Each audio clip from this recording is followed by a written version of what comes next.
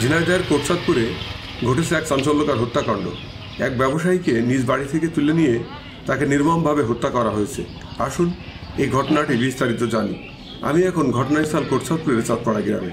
গত রাতে 12টার দিকে 15-20 জনের মুখোশধারী একটি দল কাউসারের বাড়িতে এসে তাকে জোরপূর্বক তুলে নিয়েছে। পরে বাড়ির পাশে রেলগেটে তার মৃতদেহ পাওয়া যায়।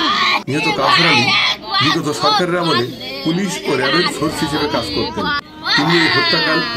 তিনি এই হত্যা মামলার আসামিও ছিলেন। নিহত কাউসার আলী বিগত সরকারের আমলে পুলিশ ও র্যাবের সোর্স হিসেবে কাজ করতেন। তিনি একটি হত্যা মামলার আসামিও ছিলেন।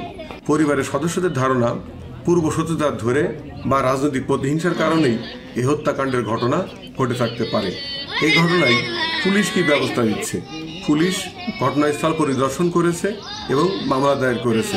তারা হত্যাকারীদের গ্রেপ্তারের চেষ্টা করছে। স্থানীয়রা এই ঘটনায় আতঙ্কিত। তারা নিরাপত্তা ব্যবস্থার দাবি জানাচ্ছে।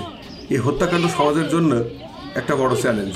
আমরা আশা করি আইন শৃঙ্খলা বাহিনী দ্রুত এই হত্যার তদন্ত শেষে হত্যাকারীদের আইনের আওতায় আনতে সক্ষম হবে। এই হৃদয় বিদারক ঘটনার আরও আপডেটের জন্য আমাদের সাথে থাকুন।